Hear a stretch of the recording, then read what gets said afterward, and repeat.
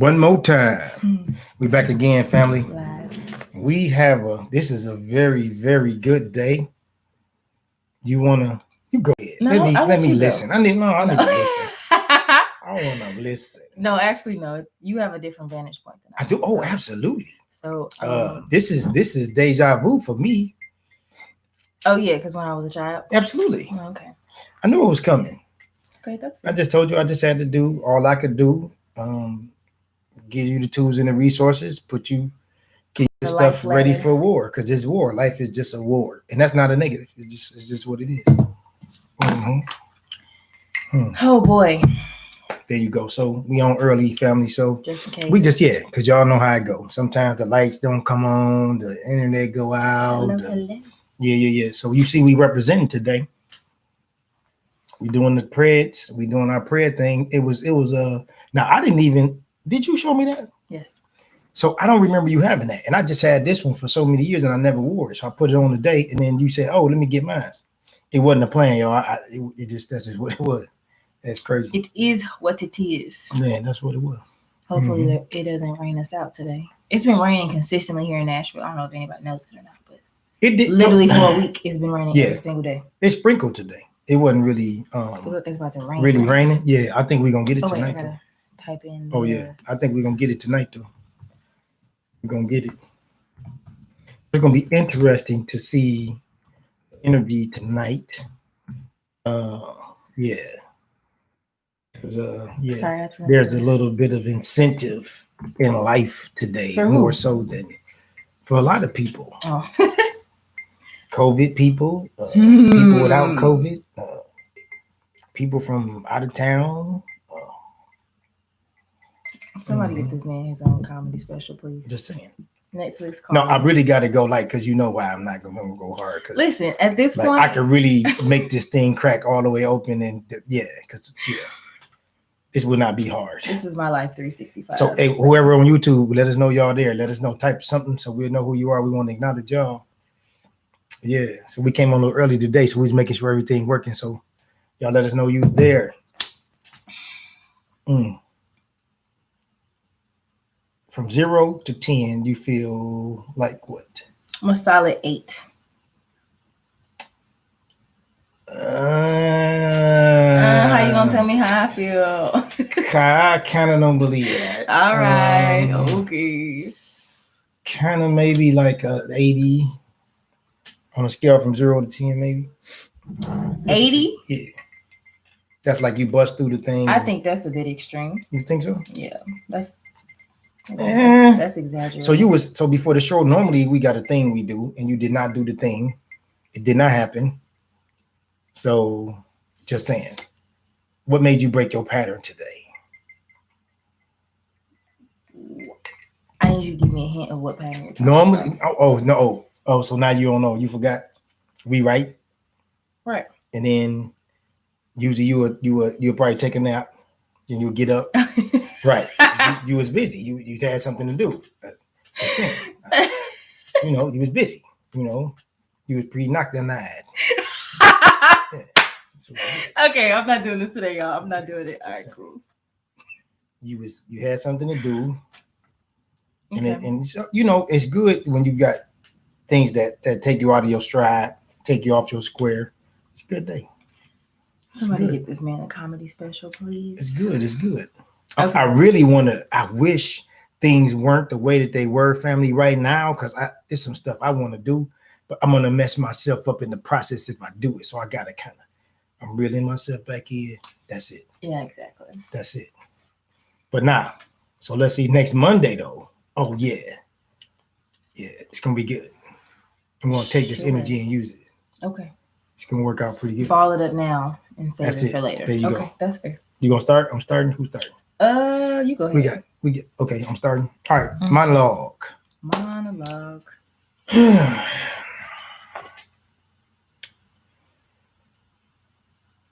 I want to say. Let's process this. Yeah, I'm trying to think how can I put that. Mm-hmm. I think about. I'm never present. Excuse me. Most times I'm not present. Yes, I will agree. And today, I saw today was the day I saw 15 years ago.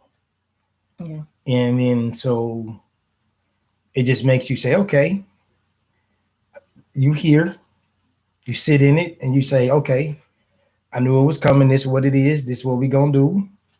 But it make you think, did you prepare properly?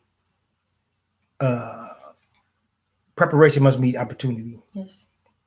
So now there's an opportunity, and now are you prepared? Is the question. I now will see. This is Sparta. Where? yeah. This is Sparta. If the things that I stand on, the principles and the values and the culture and the ethics and the morals, we'll see if they're accurate. Because now we'll see to be put to the test, and we'll see if it's what is that? The deja vu, the being proactive, the preparation. Now here's the situation. Then we'll see what that looks like. Yeah, we'll see what that looks like. Okay. So good for you. Is that a growth moment? Oh, absolutely. Oh, without a doubt. I mean, whenever you know something's coming and you prepare and then it actually happens, you can't never prepare because you don't know what's going to happen. Right, you can't. But all you can just do is your best. Yeah, trying to get ready. So yeah. Got it. All right. Well, I'm proud of you. That's it. For I mean, don't be proud of me. I just it's still work to do. So I didn't accomplish nothing yet. All right. Well, my monologue is, here we go. I'll try to match your. Hello, Mr. CEO. What's going on? Let's see you in the house. All the 7 a.m. conversations, all the tears, all the frogs. Oh man. All the clock strikes at midnight, it's about to be in real time. So there's no more laziness. This is like real time, real world. The curtain's drawn back. Showtime. Action. There you go. There it is. The flicker don't stop though. When it start flicking, ain't no cut, ain't no takes. No. Ain't no redos, ain't no editing. This is a live segment. Sure. Ain't no, oh wait, stop, let's redo that. Right. That type of thing. Ain't no extras. Right, exactly. Ain't no stunt. I was about to say no more stunt doubles. This is real. No more broken lines. But yeah. So that's it. That's all I had. That's it. That's what's up. So yeah. Equally yoked. There you go. You want to do your questions? I can't. Yours are usually heavier. Yeah. So no, you know what? What you want? You go first. Then. Okay. Let's just do that. Let's see. So these are just random questions I'm just gonna ask you for people that are just not watching us for the first time. So how often do the fellas ignore ladies? In a relationship, or just in a setting where they don't know? Let's do outside relationship, inside relationship. So y'all in a talking phase. So we exchange numbers and we dating now. Yeah. Okay. Essentially. So in that instance, the fellas don't tend to ignore her at that stage because he's trying to get to know her. Usually, if he's pursuing her and he took her number, he's interested for whatever his reason is. That don't really mean nothing in this generation. But okay. So yeah. People just collect numbers just to do it, but I'm listening. Okay, yeah, we didn't. No, but I'm just saying, like, you're right. You know what? You can be out one night and be like, "Oh, you're cute." So here's the good thing. So see where it goes. Let me answer it, then you come back and tell me how that translates in your generation. Because the name of the show is Next Generation Conversation. Okay, I like that. Okay. All right. So usually, when we got the young lady's number, it was something that we was trying to do. We had more intent and purpose in what we was doing. We were standing on the principle. We was trying to do it for tonight, for a little while. She my woman or she my wife, but we was trying to do it right. So, one of those 4 categories. So we didn't tend to ignore her in the preliminary. Now, after we get in a relationship, depending on what is, if y'all got a spiritual connection or if it's just physical, not spiritual, if it's just physical, not spiritual or emotional. It depends on, or a combination of the three. If you got all three and it might be your soulmate at that point, then you're going to pay more attention than not, because that love is going to be more conditional. It's going to make you tune in more. But if it's just physical, then you really just, you're going to ignore her. Maybe if it's just physical, 30 to 40% of the time. If y'all just got a spiritual connection or y'all just good friends, you might ignore 10 to 20% of the time. I just give you those. So that's dating fair. And then in a relationship. That's fair. In general. And it changes with different couples. That's fair. But I'll just say for my generation, like you can go out and get like 3 or 4 different numbers just to see where each one goes. So it's not really like a category thing. It's just like, oh, let me see what I can get. And then whoever responds. Unfortunately. And then that happened, of course, in my generation, but it was right. just but now it's there was more often than not. Yeah, like you can go out 3 times a month and get 9 different numbers. I'm just, on average in a month, and then just whoever respond, whoever link up, you link up. And so why do you think it's so much more casual now though than before? I mean, you got dating apps now. Oh, online. You got DMs. Right. It's not really personable anymore. It's more like social media driven. It's not personal connections anymore. It's surface. A lot of surface going on. No core. Yeah, a lot of surface situations going on. So next question. What was your worst relationship advice you received? You will be all right. That was it. You got a good head on your shoulders. You'll be all right. That was some of the worst advice I ever received. But I was seeking knowledge. I was going around asking my elders. I was asking older brothers, hey, I was thinking about, before I got married, I was like, hey, I need some information. I need some wisdom. I need some knowledge. And I was trying to get it. And they said, oh, young blood, because a lot of people that hung around was older than me. Mm-hmm. And they wouldn't give it to me. They just wouldn't do it. I don't know. Who we got? Traboria. Okay. Yeah, I think mine was date someone that's rich. That's the worst advice you ever got? I think that's, because that doesn't. Can you say who told you that? You ain't got to. It was a family member. Yeah, it was a close family member. Yeah.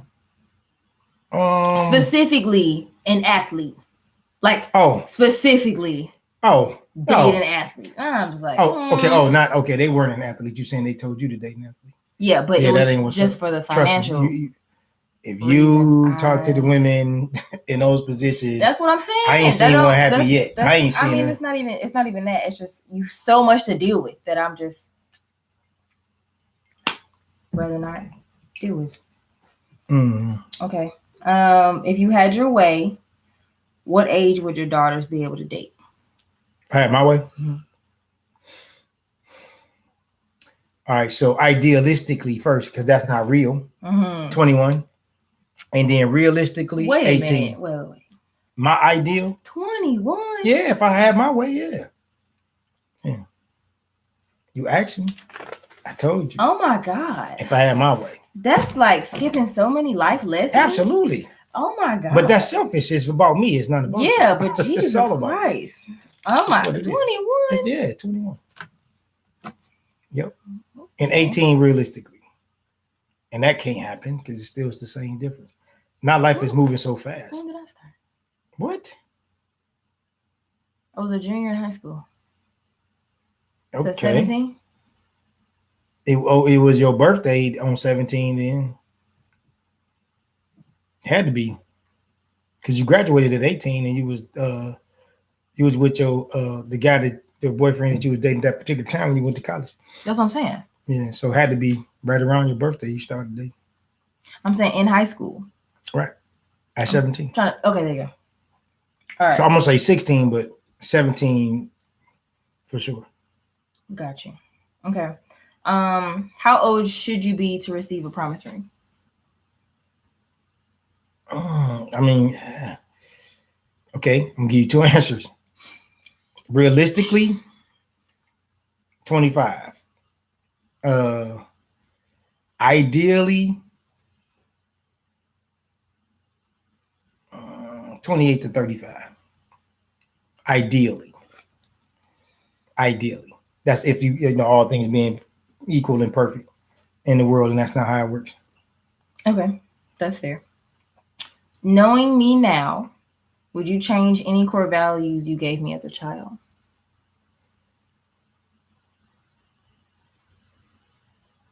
Since I would core values, no, not core values, but some things that I would try to redirect because I couldn't see that until you started dating. Just don't take it so personal. That sensitivity part that I would have worked with that. Toughen up your skin some more. Yeah, get that heart off my sleeve. Yep, because it's just beating, and when it rains, you just yep. Okay. So when people use the phrase toxic masculinity, what comes to your mind? Well, there's no such thing, first of all, because we're talking about women who are dating boys, young men, thugs, dudes, and brothers, and a man and a mature man are specific titles. So if they chose to date the man or the mature man, they wouldn't have had those bad experiences that they prescribe and ascribe to a mature man and a man when they were in training dating boys and young men, dudes and thugs. So there's no such thing. The toxic masculinity, most women are talking about their experiences from the past. Right. That's how they're judging today. So if she's under 35, she was dating young men and boys and thugs and dudes. So she doesn't even know what a man is. So masculinity, they're attaching that to a man. So there's no such thing as a toxic man. Boom.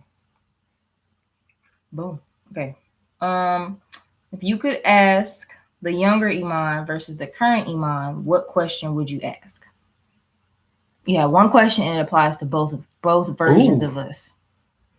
That was a good one. What you get? You ain't write that. That's pretty great. Let me see. One hit or quitter. I would say I would have to ask that. You asked me. Okay. I wouldn't say anything. I would ask a question to older Iman and ask her to ask younger Iman a question to see what the answer would be from both of them. So I would ask, how can you help young Iman? And I would ask Iman, what do you think you could do to make you a better you? And I would ask the older Iman and ask the younger Iman. That would be. I can see that. That's fair. Okay. That's it for me, y'all. That's it? You done? All right. I thought that question was going to take a lot longer, but it's okay. No, it was deep. Like, I just shortened it because, like, when you hit me like that, you got to think, and it's like you got a lot of space and time. Yeah. That was the one before, and that one, those were excellent. Like, for real. We bring them back up because I'm going to answer that a different way. Okay. But on the air, they're in a notebook. That's what's up. Handy dandy. Okay, what was the most powerful thing you ever saw your mother do? What was the most powerful thing you ever saw your mother do? Take in somebody that didn't have shelter. Okay. And like made it a home for everybody. So like now looking back on that, how do you view that now? It was a terrible choice. Okay. There you go. Love you, mommy, but that was. Oh, I'm sorry. Oh, I gotta do it. That was so bad. Okay, because things happened during that time, and my sister and I, now we look back on it, we like, that probably should not have happened. But okay, we was kids. We couldn't say nothing. We just felt it. You know how you just look at your sibling, you like, this don't feel right. All right, cool. Okay. Yeah. So this part of the show is called The Mind. And I want to explain this for the people who never saw this before. The Mind is where we have dad and Iman. We drop the D off of dad and the I off of Iman, and we call it the Mind. So what I do is I ask Iman questions, and she answered them from the situation or the time in which I asked her, and then she'll reflect on it from today. So those are two answers, and then I'll tell her what I was trying to do back then, and then how I view it today. So we want to see the growth and to see if it was some elevation in the lesson that I was trying to teach in her previous childhood or her past life. Okay, so now, when I bought you your first car, you thought what? I'm so grateful. You was grateful? I didn't think you was going to be happy with that. The choice of car? Right. No. Okay, but you were just grateful. Okay. I was just grateful for a car. All right. So now, what do you look at? How do you view it now? I should have taken better care of it. Okay. So what I was trying to teach you was I didn't want you to be materialistic. I wanted you to be practical. Come on. I wanted you to be conscious of where your money went. I wanted you to understand that you have to be functional, not just material and looking good. Because a lot of people were riding nice cars that look good, but they was paying too much money for a car that wasn't worth it. And then the car break down and you still, paying for the car. Oh, yeah. So I didn't want you to experience that. So my lesson was I wanted you to be practical. I wanted you to be frugal and to be money conscious. That's what I was trying to teach you. That's why I bought that car. Okay. Okay. What were your first memories of your grandmothers? Cooking. Both of them? Just that's it? In the kitchen. Okay. Literally homemaking. Cakes. Massive meals. And just like it would be a day thing for them. Like they would get up in the morning and it would just be a whole thing for them. That's one of my first memories. And for both of them, that's it. Okay. Because both of them are like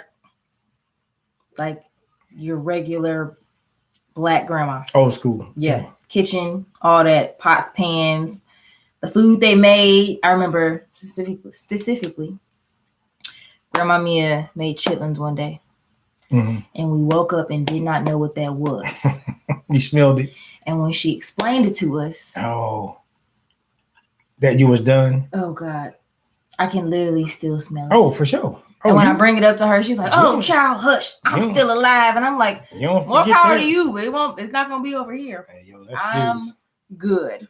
That's serious. So, yes, just the type of meals that they made specifically. Like, it wasn't like, you know how girls now, they make a little pasta Alfredo. They were making, like, hearty meals that people could eat for days. Mm-hmm. You know, like, let's say. The chili, the spaghetti, the black and chicken, the fried potatoes. If I left grandma's house on Thursday, I can still come back and eat it Saturday. Mm-hmm. Fantastic. Okay, no, it's just, let's see. Figure it out. Oh, that was you? Yeah. Oh, ta-da. Hold up. Where can I get that? Did I do it? Oh, wait. Nope. Still out? Yep. Uh-oh. Okay. Yeah, we go. Oh, I see what it was. Yeah, go ahead. I'm sorry. Okay. No, that's it. Oh, that's it. Just the heartiness of their meals. Nope. There it is. Cool. Wham. Nope. That's it. Ta-da. All right. So, would you homeschool your children? Absolutely. Without a doubt. You answered that too fast. I'm not even questioning it. If it's possible, available, I'm doing it. Why? I think it's easier. And that's just like, I feel like that's my calling. For real. Because I'm gonna be that stay-at-home wife. It really is. And mom. So might as well teach my kids. Nobody can teach your children better than you. And it doesn't take 8 hours to do it. I think now I would, because of my experience, I would get my kids involved in like sporting event, like sports activities, like extracurricular. They would still be involved in stuff like that. Mm-hmm. Like there are ways around that, and you don't have to be in the school district. So so you obviously, I was going to ask you another question. Mm-hmm. So how do you view homeschooling now? So you obviously thought that we did a good job. Yeah, I thought it was super dope. I think I don't want to say you're lazier, but it's just more comfortable for you to learn. To me. Okay. You're in a safe environment. You're in a familiar environment. That's how I feel about that. All right. Let's see here.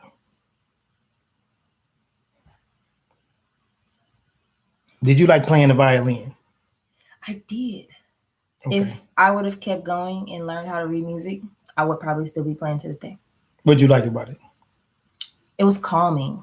It was very calming. I just remember being calm. Listening to it, playing it, watching it. Yes.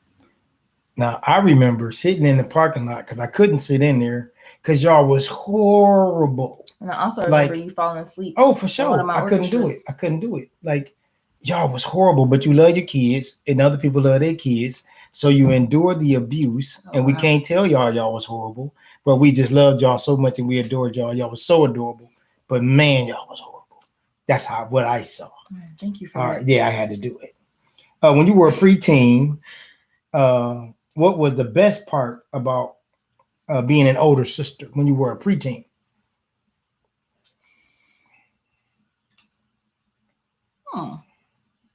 The best part of being an older sister, knowing that my sister has someone to talk to at the end of the day, no matter what.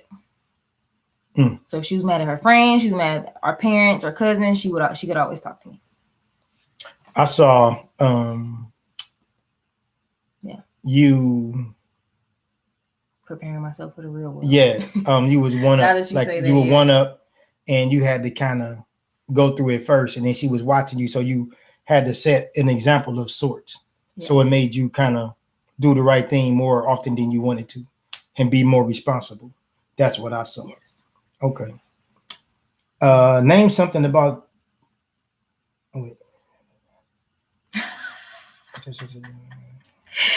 Oh, Damien. What did he say? Damien said, "Oh, somebody got a glow on." Called a natural highlighter. Which holiday do you remember most from your childhood? Christmas. Why? What do you remember? It was just full of family. We would hop around. I loved it. We would have Christmas with Lauren and her mom and her family. And then during the day, we would hop around to different family houses. Yep, we did. So that's what we did. So I kind of cut y'all. Well, back then I wanted y'all to be exposed to family. I wanted to do something that most families didn't do. And I wanted y'all to go around and experience your family's Christmases. So that kind of cut y'all short. But you enjoy seeing them enjoy themselves. Yes. So it was about family, and I was trying to connect. It was a thing. It was so much fun. Yeah. Like getting there, hearing them and the gifts they got and the gifts we got, and then the parents laughing. And we knew y'all was drinking, but we're not gonna say you know me. I was right. I was the guy. I rode around with the stuff. They was waiting on me to get there. Yeah.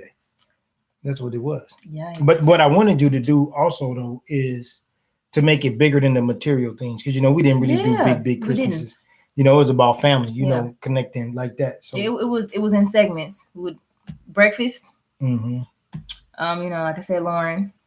And then we would have our gifts, and then we would look forward to going to our cousins' houses. So it was like it wasn't just all about the gifts. And half the time we would open our gifts and be ready to go to our cousin's house. So there you go. So what do you remember most about being upset at me from your childhood? What time do you remember being most upset at me in your childhood? When you took... Well, okay, wait.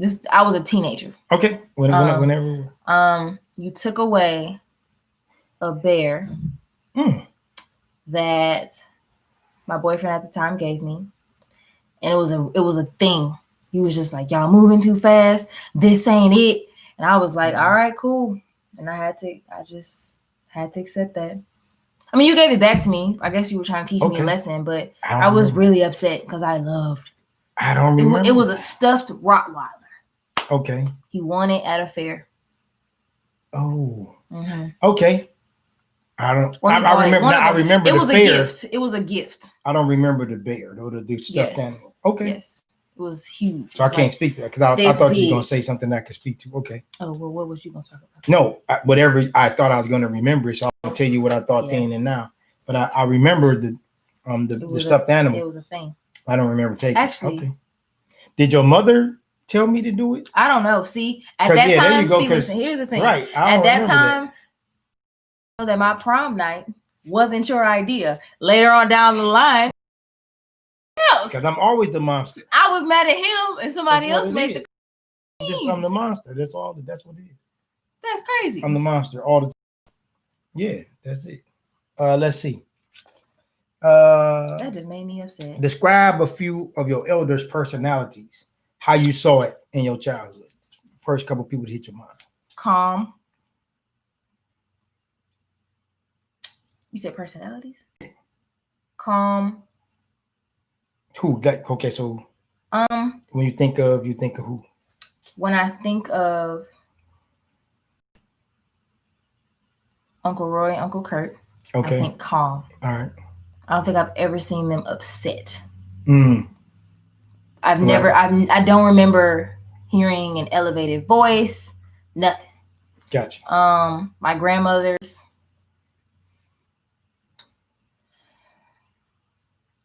very old-fashioned. I'm just gonna get it there because that covers a whole bunch. Okay. My aunt's comical. My uncle's characters, like they had their own plays. They were the star of their own. Several different plays at one time. And it was all the characters. It was like Broadway in New York. Like Eddie Murphy was doing all the characters. But it was like Broadway in New York. Yeah. They was in all different theaters, but the same person. It was weird. Okay, that's it. What was the funniest sleepovers? The funnest sleepovers when you were young? What do you remember the funnest? Across the street. Lawrence. Oh, over Lawrence? Really? Hands down. Hands down. Okay. Oh yeah, without a doubt. What about that? She was right across the street. Oh, that made it. And it was just so familiar. It was just like we were excited to see each other, even though we saw each other almost every single day. That's cool. It was like a new beginning every time we saw each other, especially like sleepovers. Like, no, you ask your mom. Your mom's gonna say yes. Or mama, that kind of, what girls do. So that was cool because like Camille was extended family. Yes. So like she was part of the family. Yes. She just didn't have our blood, but we grew up with her. So yes. And then for y'all to come together and y'all were our children. So now she has a child. It's not the third generation. So y'all were second. Yeah, now we got the third. She got a little grandbaby. That's cool. All right. Okay. I'll call her later again. What was something that we taught you often in your youth that didn't work? Something we taught you often that didn't work. That didn't work? Mm-hmm. I don't think there's anything. Oh, okay. So everything worked out? Pretty much. Okay. Or it played out. Okay, there you go. It may not have worked out, but it played out. Okay. That's two different things. Okay, there you go. I like that. Yes.